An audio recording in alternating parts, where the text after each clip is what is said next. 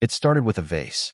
Not some rare, antique, hand-painted masterpiece. Just a regular, beige ceramic vase that had been sitting on our dining room table for years.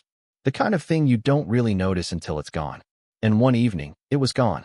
Now, most men probably wouldn't care about a missing vase. I mean, it's not like I spent my days admiring it. But there was something about its sudden disappearance that stuck with me. I remembered seeing it just that morning when I left for work. It had always been there. Like the wallpaper. Like Sandra. So, naturally, I asked, "Hey, where's that vase?" Sandra looked up from her laptop, blinking at me as if I had just asked where the ceiling went. "What vase?" "The one that's always on the table. Beige. Kinda ugly." She shrugged. "I don't know. Maybe it broke." "Did it?" She paused. Just a split second. Not long enough for most people to notice, but I wasn't most people. I was a man who had spent 7 years married to this woman, which meant I could read her better than she thought. "I guess," she said, already looking back at her laptop. "Now, here's the thing. I know when something breaks in this house because Sandra makes a whole Broadway production out of it. There's cursing, dramatic sighs, an entire forensic analysis of how it broke and who was responsible, even if she was home alone. And yet, here she was, barely giving it a second thought. Weird. But hey, people change. Maybe Sandra had simply evolved past the need to blame gravity for its failures. Maybe I was overthinking things. Maybe, just maybe, I should have let it go. I didn't. A few days later, another thing disappeared, my favorite sweatshirt. The one I wore every lazy Sunday. The one so worn out it was softer than anything you could buy in a store. I checked the usual places, the laundry basket, the closet, the back of the car, nothing. So again I asked, "Sandra, have you seen my gray sweatshirt?" Another shrug. Another too casual response. "Maybe it got mixed up in the laundry." "The laundry that you did yesterday?" She blinked. "Yeah, maybe I put it in the donation bag by mistake." Now, listen, I'm no detective, but I've been married long enough to know that a woman who hates that sweatshirt more than taxes does not put it in the donation bag by mistake. She does it with full intention and a small, satisfied smirk. Something was up. Now, at this point, a smarter man might have done some digging. He might have checked the garbage, gone through receipts, hired someone to follow his wife around like some noir film protagonist. But I'm not that guy. I took the more traditional approach. I waited. And sure enough, the universe delivered. A week later, I came home earlier than usual. I had a headache, and the idea of sitting through another 2-hour meeting that could have been an email was more than I could bear. I pulled into the driveway, expecting to find the house empty. Sandra had Pilates on Thursdays. But the moment I stepped inside, I knew something was off. For one, the scent. The house smelled different. Not perfume, not candles, something else. Something I couldn't quite place. It was like the ghost of a scent, a trace of something unfamiliar that shouldn't have been there. Then, the sound. A quick, shuffling movement. The kind of sound a person makes when they weren't expecting company. "Sandra." I called. A pause. Then, her voice, too light, too rehearsed. "Oh, you're home early." I followed the sound into the living room. Sandra was standing there, hair slightly messier than usual, holding a glass of wine despite the fact that she rarely drank before dinner. "Yeah, I had a headache," I said, watching her. "What about you?" "No Pilates today." She smiled, but it was the tight kind of smile, the one that didn't reach her eyes. "Class got canceled." Huh. Something was definitely off. And then I saw it. The sweatshirt.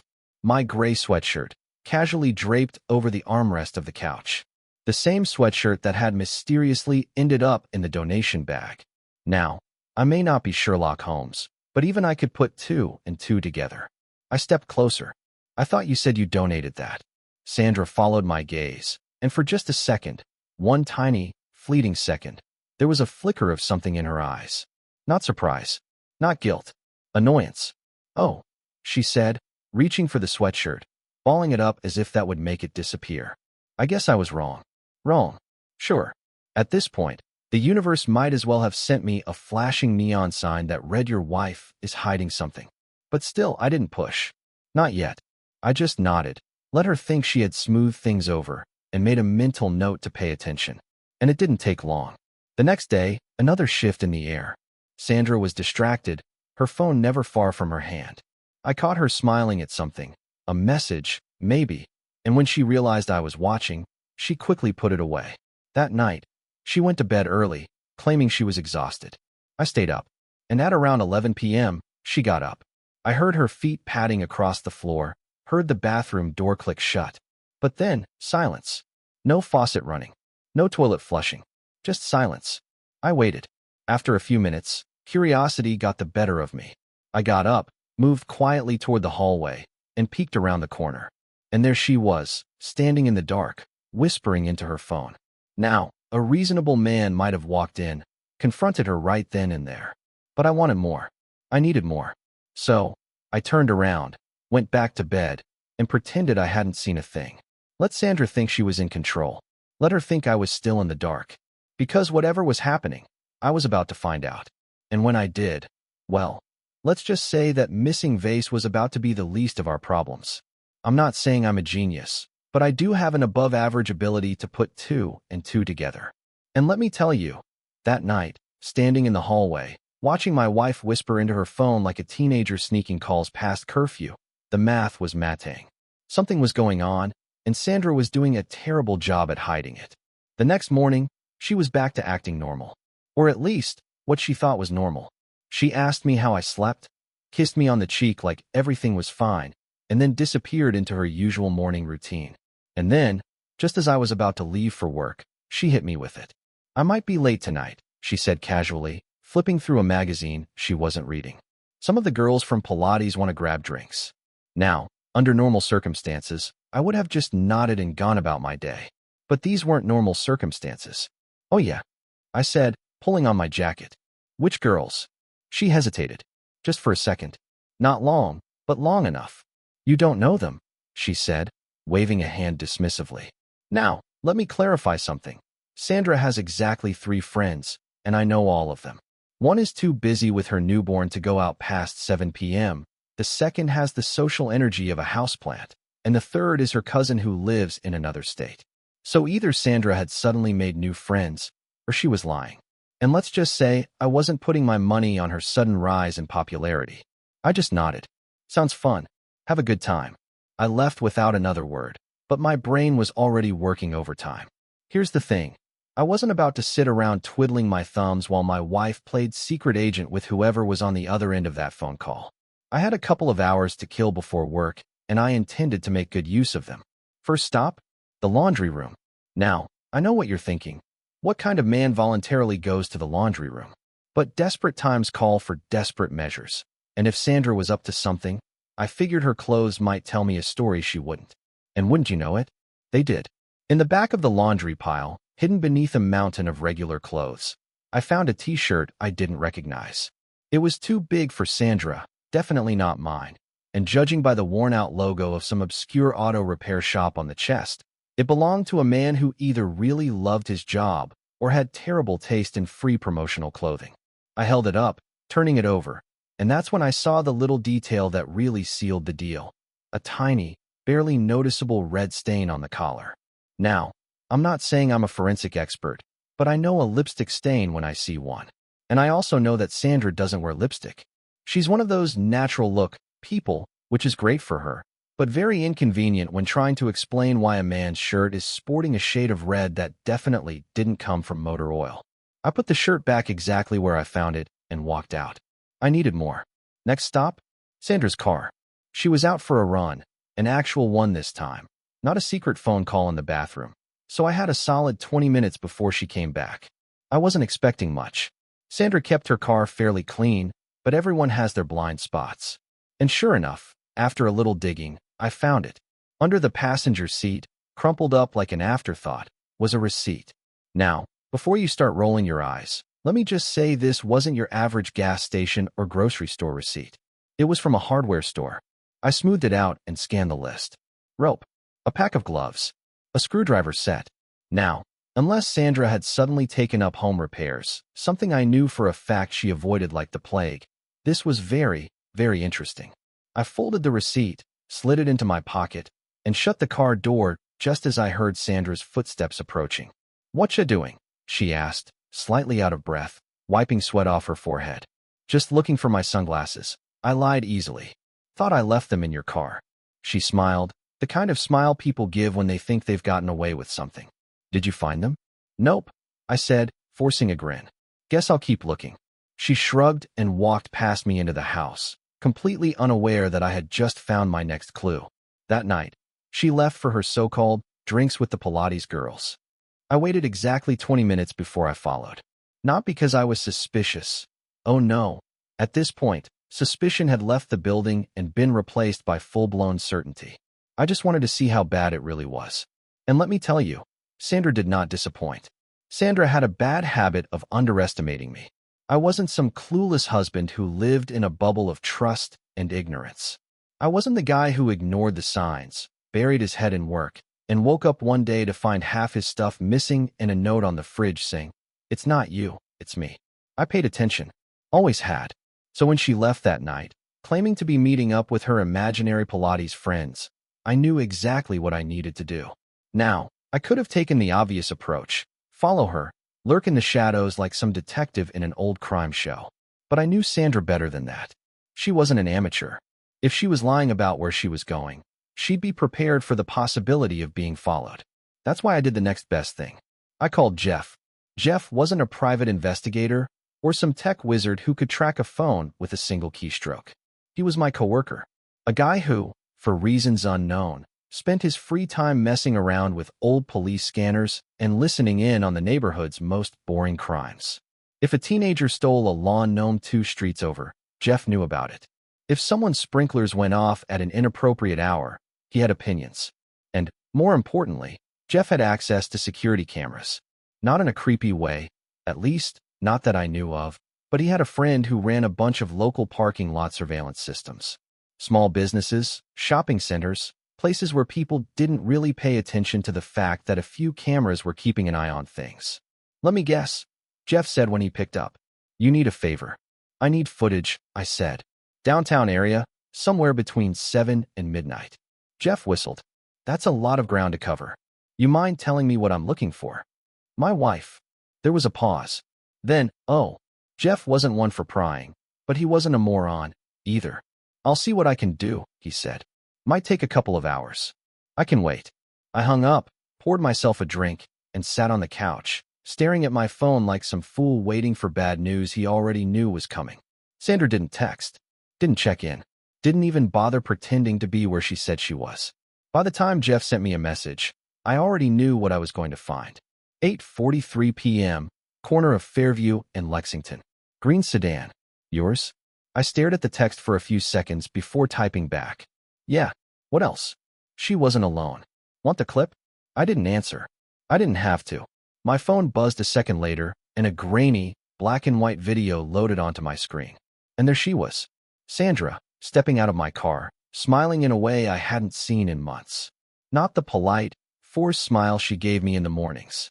Not the distracted, half-hearted smirk she used when I made a joke. This was something else entirely. And standing next to her, holding the driver's side door open like some wannabe gentleman, was a man I had never seen before. Tall, broad shoulders, a little younger than me, but not by much. Dressed like someone who wanted to look casual, but put in just enough effort for it to seem intentional. He wasn't touching her, not yet, but the body language was all there.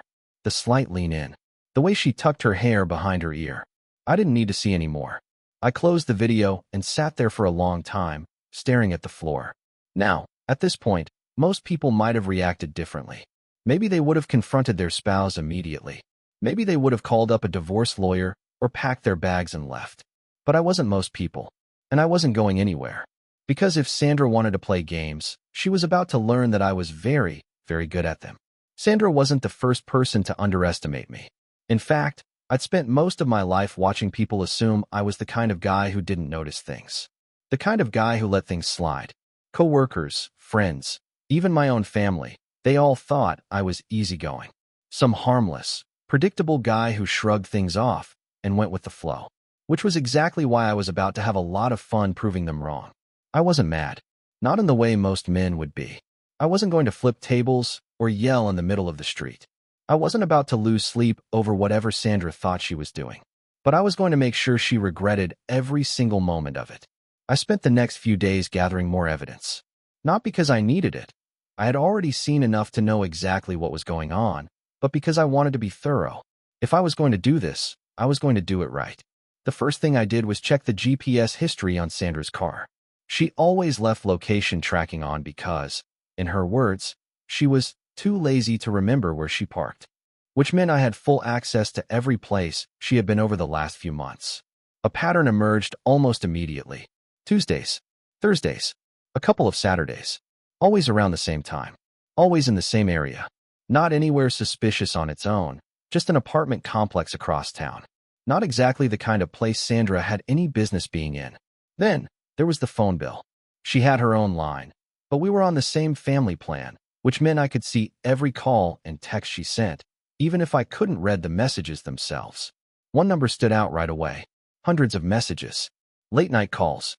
A frequency that made it painfully obvious that whoever this guy was, he wasn't just some casual acquaintance. I did a quick reverse search. The name that popped up meant nothing to me. Some guy named Ryan Brooks. No social media. No public records aside from a few basic details. But that didn't matter.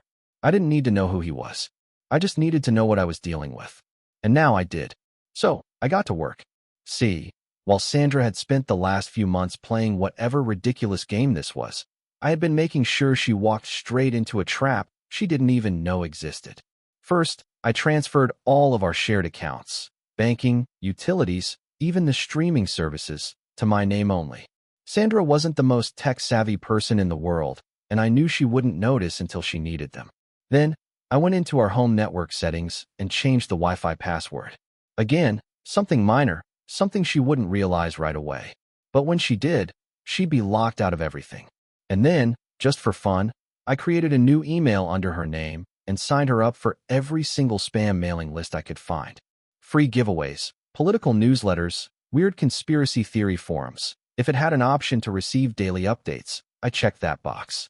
It was a small inconvenience, but an annoying one. The kind of thing that would make her life just a little more irritating every single day. But the real revenge? That took a little more effort. Sandra loved control. She loved knowing what was going on, loved feeling like she was one step ahead, which was why I decided to take that away from her in the most efficient way possible. By letting her think I didn't know anything at all, I started acting just a little different. Not enough to raise suspicion, but just enough to make her wonder. I smiled more. I hummed while making coffee.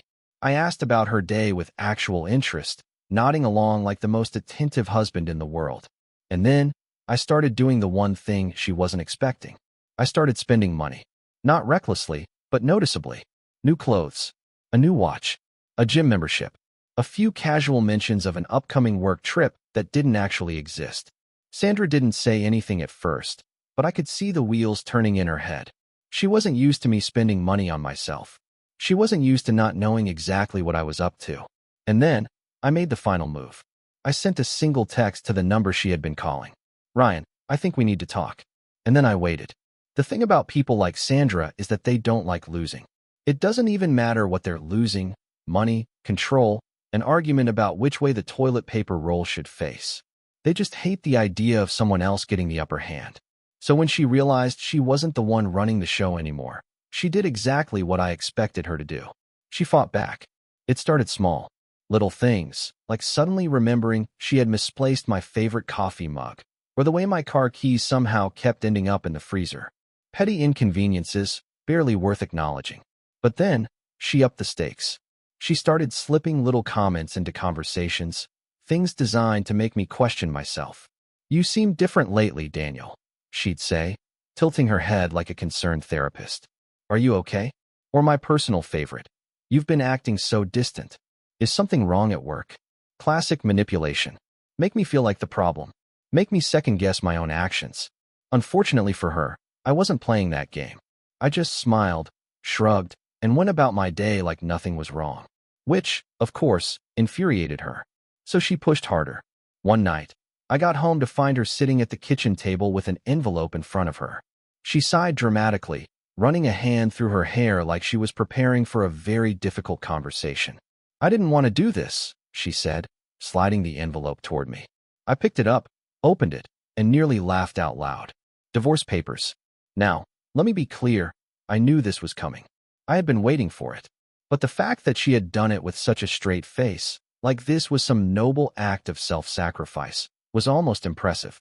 I just think it's for the best, she added, her voice laced with fake sympathy. Things haven't been the same, Daniel. We're both so unhappy. Oh, I bet we were. I leaned back in my chair, flipping through the papers with mild interest. So, let me get this straight. You want the house, the car, half my savings, and spousal support? Sandra nodded, her expression so perfectly composed that I almost wanted to applaud. You know I gave up a lot for this marriage, she continued, as if she had spent the last 7 years suffering under my oppressive rule. I just want what's fair. Fair. Right. I set the papers down and smiled. Sandra, you really thought this through, huh? She blinked, probably thrown off by my lack of outrage. I just think. No, I get it, I interrupted. You figured I'd sign this, move out, and let you live your best life while I foot the bill. Makes perfect sense. Her lips pressed into a thin line. You don't have to be mean about it. I laughed. Not a big laugh, just a quiet, amused chuckle. Oh, sweetheart, I said, shaking my head. You have no idea what's coming, do you? She frowned. What's that supposed to mean? I stood up, stretched like I had all the time in the world, and grabbed my phone. Since you were so kind to go ahead and file first, I guess that means it's my turn, I said. See, I wasn't planning on rushing into anything, but now? Now, I think I'll go ahead and show my lawyer everything I've got. Her confidence flickered for the first time. What do you mean everything? I tapped my phone screen a few times and held it up for her to see. The video from the security cameras, the GPS history, the call logs. Oh, and before you ask, yes, this all counts as evidence, I added. So, when we go to court, you're not getting a dime from me. Her jaw tightened. You wouldn't. I grinned. Sandra, my dear, I absolutely would. For the first time in weeks, she looked rattled. And I loved it. Sandra underestimated my patience. That was her first mistake. Her second? Thinking she could take me down with her version of reality. The court date was set. She had filed first, which meant she thought she had the advantage. She wanted the house, the car, half of my savings, and because she had spent the last few weeks painting herself as some tragic victim of an unhappy marriage, she even wanted spousal support. That last part made me laugh. Spousal support? For what? The stress of sneaking around? The emotional labor of keeping two men entertained? But Sandra was committed to the performance. She even had a few concerned friends lined up to testify about how I had changed in recent months. I was impressed. Not with her, of course. With her dedication to rewriting history. But the thing about rewriting history is that facts tend to get in the way. And I had a lot of those. When we arrived in court, Sandra strutted in like a woman who had already won. She wore the expression of someone who expected sympathy, maybe even applause. Her lawyer started strong, painting me as erratic and emotionally withdrawn, a man who had become secretive and distant, forcing Sandra into a position where she felt she had no choice but to leave. She gave everything to this marriage, her lawyer said, shaking her head like she was disgusted by my very existence. And in return, she was met with coldness and neglect. Sandra nodded, dabbing the corner of her eye like she was in a courtroom drama. It was all so predictable. Then, it was my turn. I didn't have to say much. I just handed my lawyer a neatly organized folder labeled Exhibit A. Inside, security footage of Sandra and Ryan Brooks, time-stamped and crystal clear.